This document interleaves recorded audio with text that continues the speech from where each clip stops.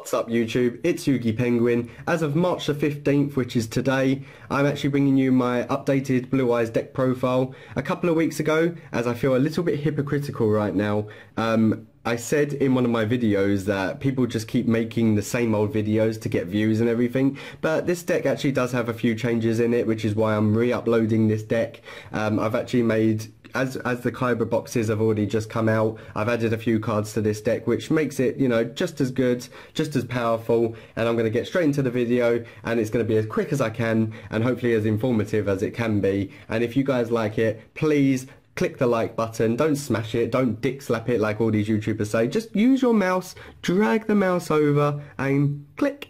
And you've got yourself a like, and I can be happy, and we can all be happy, and let's just get into the video. So guys, it is not a Blue Eyes deck without the main guy himself. Well, I say he's a guy, it's a dragon. Blue Eyes White Dragon, there you go, triple of them.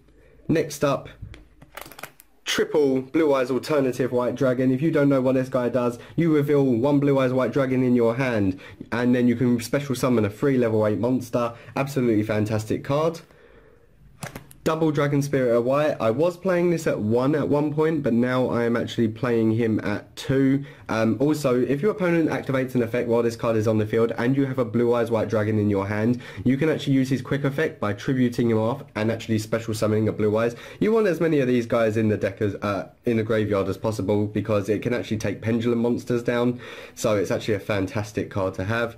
You know, staple cards in the deck, I play the triple White Stone of Ancients. Triple White Stone of Ancients because during the end phase, if this card is sent to the graveyard, you will actually get a free Blue Eyes White Dragon, so your opponent will struggle because you are swarming the board with Blue Eyes cards as much as you can.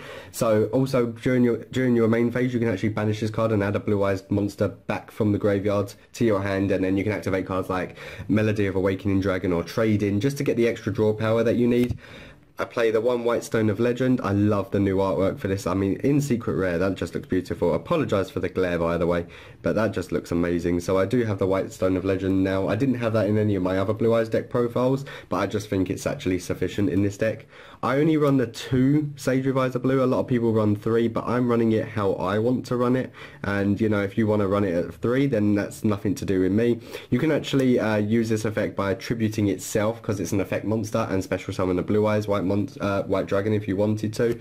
I also play the Master Reviser Blue purely because you can actually add cards back from your graveyard to your hand and then shuffle this card from the graveyard back into the deck. And if it is an effect monster, you can actually send it to the graveyard, special summon a Blue Eyes monster from your graveyard. Then the Scent monster, you know, it's just a once per turn card. It's fantastic. I love Master Reviser Blue. As for the new cards, the King of D, it's not me because I'm not a homosexual, but the King of D, fantastic new card. So this name becomes Lord of D while on the field. This card, when this card is normal summoned, you can actually discard 1 spell trap card. So be careful what you are discarding, because that does vary on what the card is. If you've got like 2 Melody of Awakening Dragons, let's say, in your hand, then just, you know, discard 1 of them. And then you can add a Dragon Revival Rhapsody, which is what I highly recommend for that card, but I'll get to that in a moment. I actually run triple Galaxy Soldiers. From what I've seen in most Blue Eyes decks, I know people are running pure Blue Eyes and they want to just play 3 Sages or 3 Maidens or whatever. I prefer the 3 Galaxy Soldiers because I want to get number 14 Greedy Saramaya out, and I also want to get Cyber Dragon Infinity out for those cards. I run Effect Veiler. Because I don't have Ash Blossoms, I am running 2 Ghost Ogres instead. You don't actually need Ash Blossoms. Everyone's decks are so, everyone's like so meta these days. Just run something, you know, different in your deck that you actually, like, you don't actually need Ash Blossoms. They're just a want in the deck, I believe. As for your draw power, trade-ins at triple. 1 card of Consonance, which is one of my brand new secret rares from the Kyber collection. Also, triple Melody of Awakening Dragon. I highly recommend that card. 1 Dragon Shrine.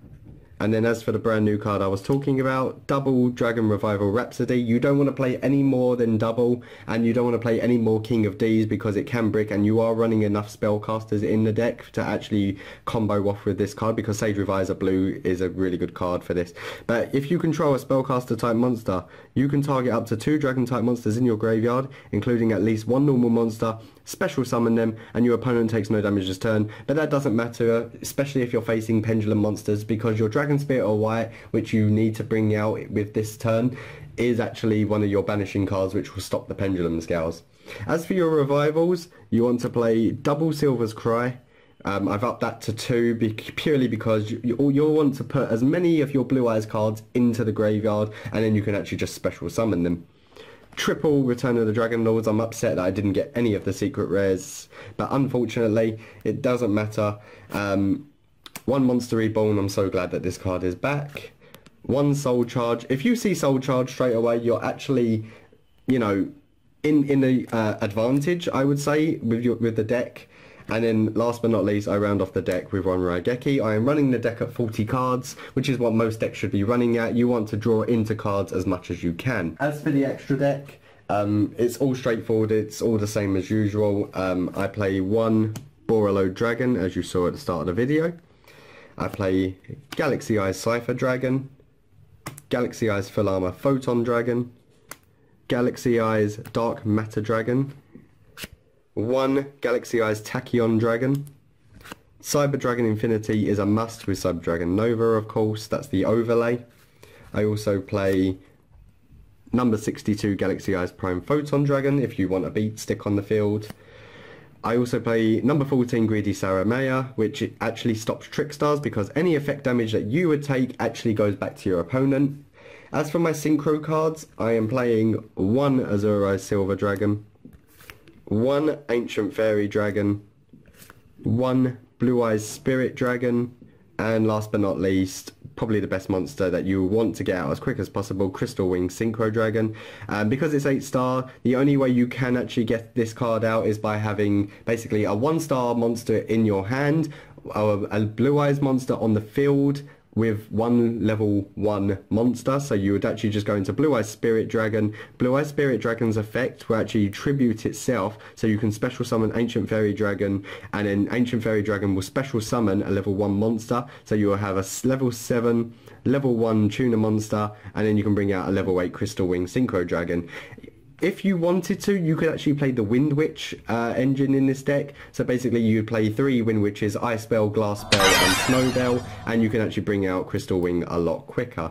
As for the side deck, sorry about that. As for the side deck, you know, it's up to you what you want to play. Of course, I don't have Ash Blossoms, so I'm going to play 1 Cosmic Cyclone. Malevolent Catastrophe is one of the cards that, you know, it's just fantastic. Like I said, it goes up well against anything like pendulum monsters. So when an opponent's monster declares an attack, destroy all spells and traps on the field. Most of the time you won't have any trap cards because there is no trap cards in this deck. I don't know about this card. I want to, but I can't bring myself to doing it, but that's why it's in the side deck as it is. 1 Pot of Desires, 1 Dimensional Barrier, 1 Dark Hole. Anti-Spell Fragrance has actually got me out of a lot of trouble. I was playing it with Hey Trunade, but Hey Trunade is actually officially out of this deck now. Imperial Order, just for the spell cards, and last but not least, I run the Twin Twisters.